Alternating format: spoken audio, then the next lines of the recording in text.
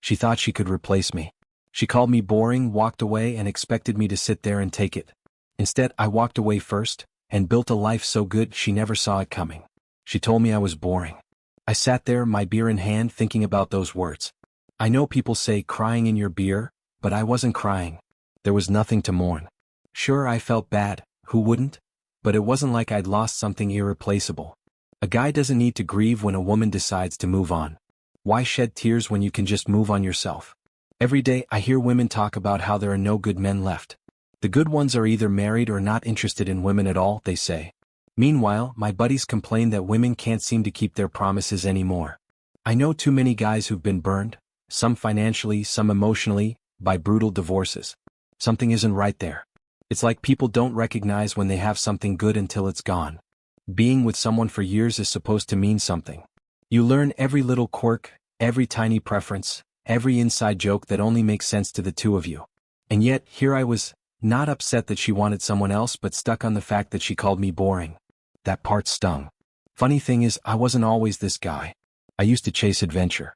Kayaking through whitewater rapids, paddling around islands off the coast, even making the 12-mile trek to Long Island just to prove I could. People told me it was too dangerous, but I did it more than once without any issues. I loved camping out on the beach, waking up to the sound of the waves and making the long journey back the next day. But in Karen's eyes, that wasn't the behavior of a husband and father. My family relied on me, she said. I shouldn't take unnecessary risks. And just like that, my life changed. Gone were the backcountry ski trips. My motorcycle, my Triumph Spitfire, my scuba diving, my mountain biking, my rock climbing, all of it faded into the past. I still skied, but only on the safe, groomed slopes. I put my dirt bike and Triumph into storage. Traded my Harley for a more practical road bike.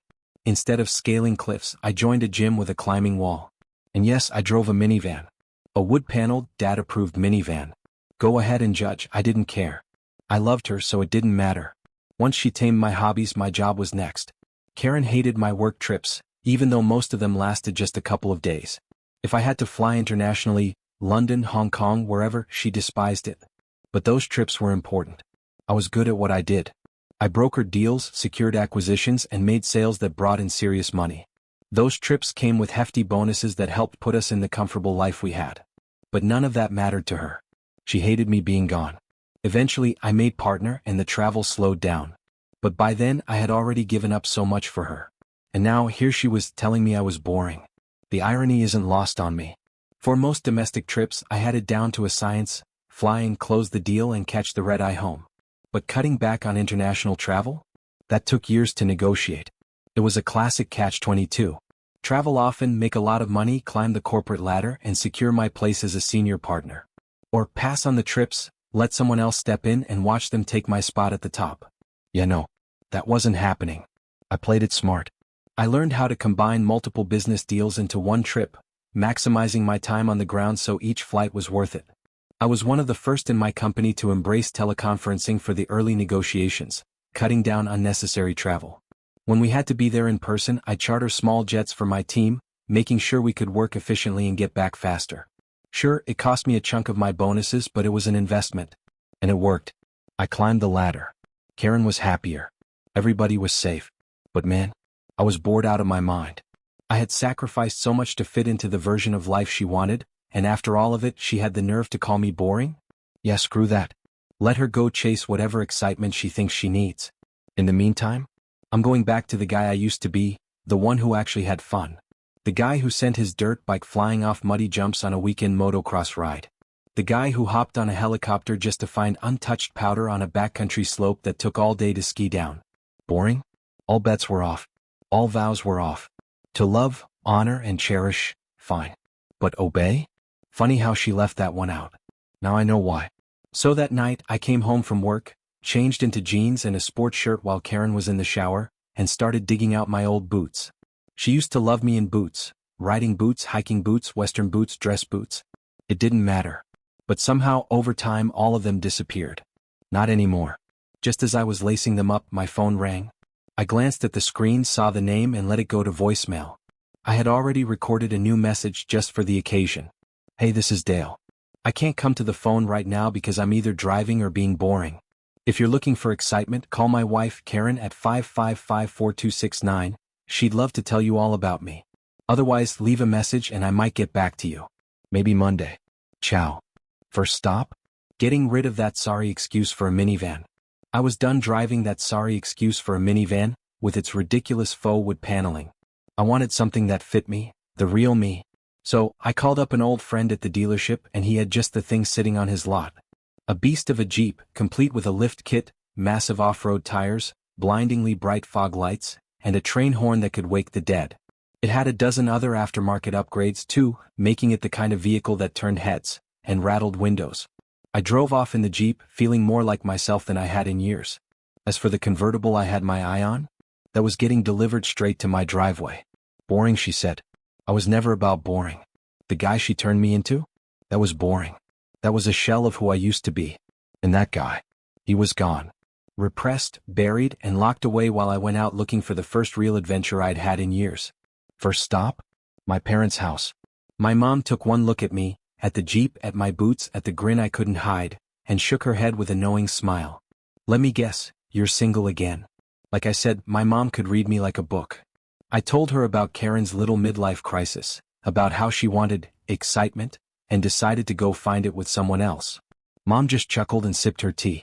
Maybe that girl's got a few screws loose, she said, but you ought to be thanking her, honey. She set you free. Mom was right. She was always right. That evening I finally turned my phone back on. Karen and the kids had been calling and texting all day. I checked the messages, then opened a group chat with my kids and sent them a text. Me, FY, I can't believe Mommy went out with another man. Danny, me neither, Dad. What are you gonna do? Me, I'm gonna live my life like always. I'm just not gonna worry about Mom's rules for living anymore. Because if they really mattered, she would have followed the rules of marriage that we both agreed to. But she didn't. So, I'm free. Daniel, I get it, Dad. Kiss Grandma for me. Oh, and when I come home next weekend, I want to ride in the Spitfire. Me, oh yeah, kid. You got it. By then, Karen must have realized I wasn't coming home. She tried to flag me down when I rolled past the house, but I wasn't stopping. If she wanted to look at my new Jeep, she was welcome to admire it from a distance, along with the trailer hitched to the back, carrying her two worst nightmares, my Triumph Spitfire and my Kawasaki. Her side of the garage was empty now. Maybe she'd take the hint and leave too.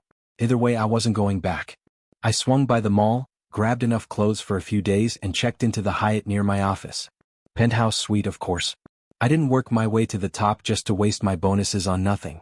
And for the first time in a long time, I slept like a baby. The next day I woke up feeling good. Hungry. Clear-headed. Effective. A month, maybe more, that's how long I planned to be gone. I had work to do, deals to close, places to be. Sydney was on my list. Buenos Aires too. I wasn't sure exactly when I'd be back. And for the first time in years, I didn't have to ask permission. I'm sending a team to Mumbai while we're in Hong Kong. This is a prime opportunity to make some real money, people. As I walked into the conference room, I was greeted with a familiar grin from Carter Douglas, my go-to guy for high-stakes negotiations. Nice to see you back, boss, he said with a smirk. I smirked right back, then grabbed my favorite numbers expert, Kim, by the elbow. Kim, a word. I guided her into my office and told my secretary to hold my calls. One woman betraying me at a time was already more than enough. I wasn't about to invite another complication into my life. Kim knew what she was doing. Tall, lean, and effortlessly stunning, she was the kind of woman who could turn heads without trying. The plunging necklines, the confident way she carried herself. She knew exactly how to make an impression. And yeah, I noticed, but she worked for me. And that meant there were boundaries. Let's get one thing straight, I told her. You're talented and you've got potential. But if you want to climb the ladder, you'll have to do it the right way, just like everyone else. And as for anything beyond business, I let out a dry chuckle. Not happening. Her lips curled slightly, amused but not surprised. She had read me wrong, but I wasn't playing that game. That said, you are going to be right at my side, I continued. Business-related only. Calls, meetings, negotiations, you'll be there. With that, the conversation was over. Back to work. My phone buzzed. More calls and texts from the kids. Karen raging. The kids raving. It was good to know at least someone appreciated that the real me was back. I had no desire to see Karen, so I waited until she was at work before slipping home to pack my things. Once everything was loaded up, I headed straight to the airport and caught a last-minute flight to Chicago. No urgent reason to go, just an excuse to put some distance between me and the mess back home. Plus, I had a few business prospects simmering on the back burner that might turn into something profitable. Turned out it was a productive couple of days. And more importantly, it kept me well out of Karen's reach until my next big trip. When I finally checked my messages, I saw she had sent me another long-winded rant. I sighed and called her back. She answered almost immediately, her voice sharp. "What the hell, Dale?" I leaned back in my hotel chair, unfazed. "What's the problem now?" "You know what the problem is," she snapped. "You disappeared for days. Karen, last week you told me you were going to do whatever you pleased and that I couldn't stop you. So, I figured if wifey dearest gets to do as she pleases, I might as well do the same. That's fair, right?" There was a pause. "I never said you could just do anything you wanted. I said I was going to date other men." I let out a low chuckle. "Oh, I get it now. You wanted freedom for you but expected everything to stay the same for me? Yeah, no. That's not how this works." She huffed. "I still have a stake in your future, Dale. I am your wife." I sighed. "Karen, I hate to break it to you but no, you're not my wife. Not in any way that actually matters." Her voice wavered slightly. "Hold on, Dale. That's a huge leap. We just started exploring this." "I'm not making a leap," I cut in. "I'm stating a fact. If I mattered to you, you never would have given me that ultimatum. You think I'm boring? Fine. That was easy enough for you to walk away from. So now I'm doing the same." Another silence. "Where are you?" she finally asked. "Having some fun." Then I hung up. I had given up a lot over the years in the name of being a family man. But if we were going to keep calling ourselves a family, then we needed to have an honest conversation about what that even meant. Karen started talking about how our relationship had evolved and where we were supposedly going. I cut her off right there. "Honey, wrong tense. Our relationship isn't going anywhere. It's gone. And right now, so am I. See you in a few weeks." She kept talking as we walked outside, but I didn't hear a single word of it. I was too busy enjoying the moment, because when she finally did fall silent, it was for the best reason possible. She had just noticed my Jeep, my Spitfire, and my convertible parked right in front of the garage. All three doors blocked, including the one where her car was trapped behind them. Marriage, according to Karen. We stay married but get to screw whoever we want. No problems, right? Yeah. No. After that, I hit the road again. Carrie Moore was an old friend from college, now a professional buyer for wealthy tourists in Hong Kong. She spent a day showing my team around, helping us navigate the famous markets. Before our 12 days in town were up, she even sent me to a tailor for some custom suits. By the time I left for Sydney, I had a brand new wardrobe and a night of completely senseless fun in a 5-star hotel suite with a woman I trusted. Exactly what I needed. Commercial flights? No thanks. A couple of days later, I took a leased jet. The flight attendant was more than happy to initiate me into the Mile High Club, while also, let's just say, introducing me to the finer etiquette of a threesome. It was an incredible trip. But I wasn't done yet. Boring? Yeah, I think we can put that debate to rest. Before heading home, I took my Rio Tan self-skiing in Canada. After that, I met up with my kids before Christmas. Why not?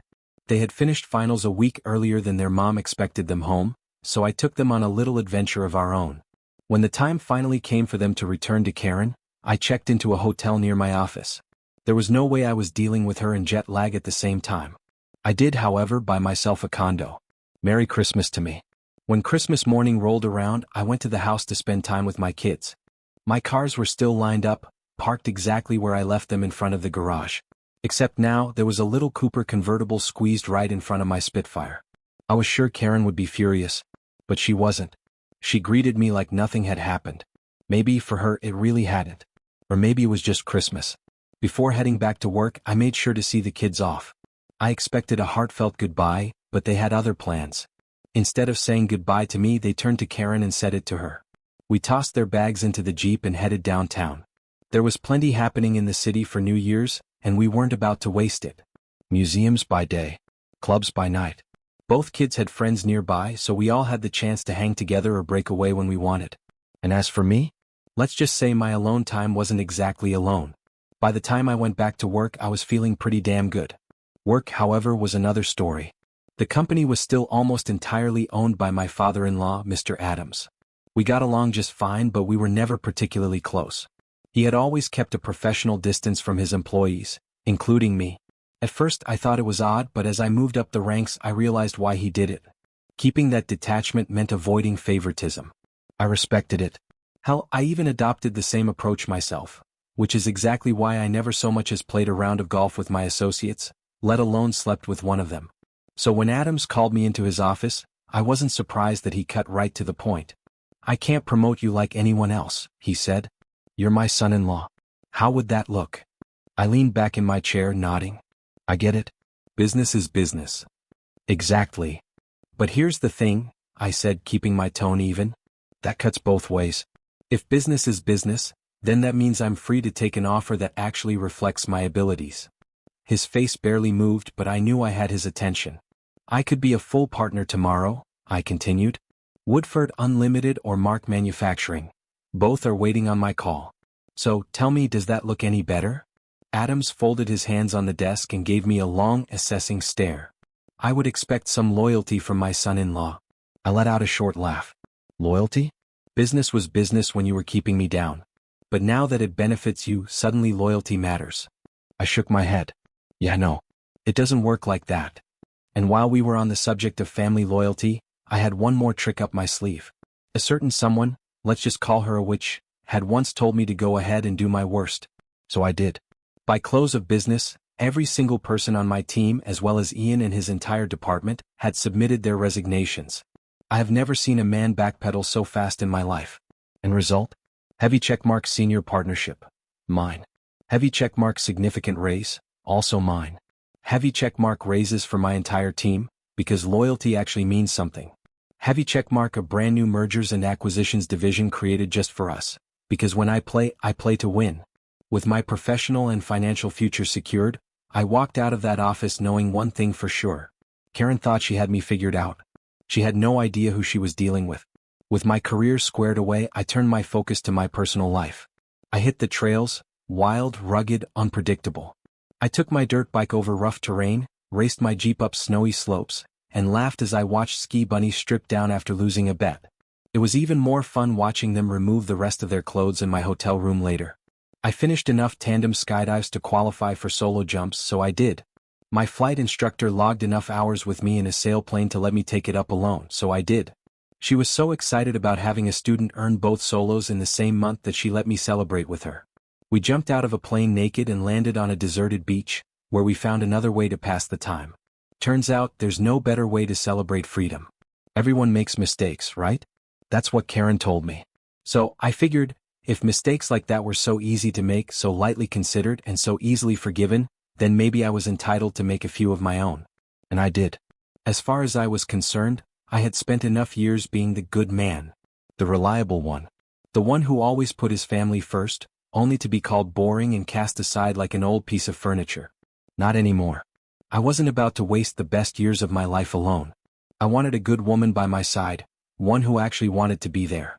One who matched my energy, my drive, my thirst for life. Carrie was that woman. She loved to skydive as much as I did. She understood adventure. She was adventure. So, I gave Karen the divorce she had earned and Carrie the engagement ring she deserved. I got it all: adrenaline, a happy home, a fresh start, my integrity, and more money than I knew what to do with. There was serious money to be made in my new part of the world, and I was just getting started. If Karen had ever just come to me and said, "I'm bored, let's find something new and exciting together," I would have done it in a heartbeat. I would have jumped through fire for her. But she never did. And we haven't spoken since the day I left. Her father had to restrain her just so I could walk out the door without getting assaulted. I'm sure she'd like to talk to me now, but she knows exactly how little I care to hear anything she has to say. One day I suppose our paths will cross again.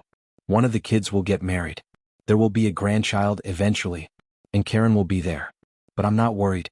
Because when that time comes, Carrie will be by my side. Not to protect me, she won't need to. She'll be there to remind me with a single look of just how good life turned out to be. At first I let it go.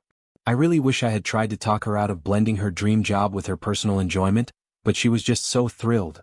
She truly felt like she was on cloud nine, convinced she was making a real impact.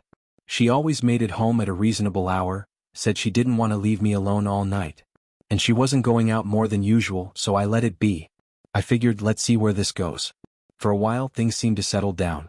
She stopped staying out late, just went to work and came home. Felt good. Even though she had to grade papers in the evenings, I gave her space to do that. It was a small price to pay for normalcy. Then one night, I caught her texting someone, and when she noticed me, she jumped, like she had been caught doing something she wasn't supposed to.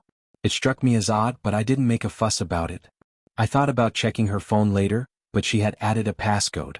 That's when I decided to create an opportunity, something that might give me answers. I encouraged her to bring students over to our place for study sessions. Meanwhile, I planned to stay nearby, just out of sight. What I found hit me like a freight train. The night it all came crashing down, I spotted an unfamiliar car parked outside. I pulled out my phone. It's the high-tech era after all, might as well document whatever's going on. I was just preparing for the possibility that everything was innocent. If it was, I might have looked like the crazy one. But I wasn't. When I peeked in, I saw them. Not even fully dressed yet. I snapped a picture. That's when the reality started to sink in. The moment she saw me, she lost it, yelling things I couldn't even process because my head felt like it was about to explode. I didn't argue. I didn't scream. I didn't ask why. I just packed a bag and left. I booked a hotel room for the night. There was no point in fighting about who should leave. It was like dealing with a spoiled child who thought she could get away with anything just because she had a history of success. I wasn't going to stick around. And I definitely wasn't going to let her keep her job. The next day I filed for divorce. Then I sent the photo to the college president. Just like I expected, she got fired. She despised me after that. And whenever we crossed paths, she couldn't even look me in the eye. Meanwhile, my phone buzzed in my pocket. And for the first time in a long time, I smiled. Because I knew I was finally free. I pulled out my phone and saw a message from my neighbor, Mike. Mike, hey Dustin, your garage door is open. That struck me as odd. I knew I had closed it. I thanked him and asked if he could shut it for me if he didn't mind. He agreed, and I went back to what I was doing. But something about it kept bothering me. I couldn't explain it, but my gut was telling me something was off. So I trusted it. I decided to take an early lunch break and drove back home. As I got closer to my house, my grip tightened on the wheel. I had no reason to suspect anything was really wrong, but something inside me wouldn't settle. And then, the moment I stepped inside, I knew. Emily was there. But she wasn't alone. I froze in place. For a second, I couldn't even breathe. Then, just as quickly, something inside me clicked. Rage? No. Sadness? Not exactly. It was clarity. This wasn't about catching her. It wasn't about confronting her. It was about making sure she understood exactly what she was throwing away. I had a choice to make. So I took a deep breath. And I walked away. My heart felt like it was made of lead as I left the house, but my mind was already working. If I was going to lose my marriage, I wasn't about to lose my self-respect with it. I needed a plan, one that let me walk away with my dignity intact. I reached out to a friend who happened to be a lawyer. We met up and I spilled everything. Every painful detail. Then I asked for his advice. Later, when Emily finally saw me again, she looked stunned, like she had no idea what to say. Dustin, she stammered, I don't get it. I met her eyes, my chest tightening, and said, Emily, I think you do. She blinked and her face drained of color. She knew. Tears welled up in her eyes and she whispered, I'm sorry. But it didn't change anything. Even though she was hurting, I knew I was making the right call. Over time, Emily refused to sign the divorce papers. It didn't matter. By then, I had already moved out and into a small apartment. The house was hers, technically her parents'. But my life? That was mine. And I was taking it back. I wasn't worried about how things would turn out. I presented the evidence to the judge, and just like that, the divorce was granted, with zero alimony for Emily. The judge gave me exactly 30 days to gather the last of my belongings from the house. Not that I had much left, just a couple of boxes. I took my time. About 3 months after the divorce was finalized, I finally sorted out a plan to pick up my things. As I pulled into the driveway, I saw his car. The same one I had seen before. At first, there was a sting, a brief flicker of something I used to feel. But this time, it faded just as quickly as it came. The garage door was open. Not because Emily was upset. Not because she was sorry. But because I had changed. Because my life had turned around. Because I had found peace. Moving forward wasn't about getting revenge. It wasn't about causing a scene or humiliating anyone. The most satisfying revenge was something far better. It was rebuilding my life. It was becoming stronger, wiser, more myself than I had been in years. And step by step, I did exactly that. 7 months later, life had settled into something new, something better. Then, out of nowhere, Emily's father passed away. 7 months had passed since I walked away from my marriage, and in that time, I had built a life that was mine, one that wasn't defined by betrayal or regret. Then, out of nowhere, Emily's father passed away. I wasn't sure how to feel about it.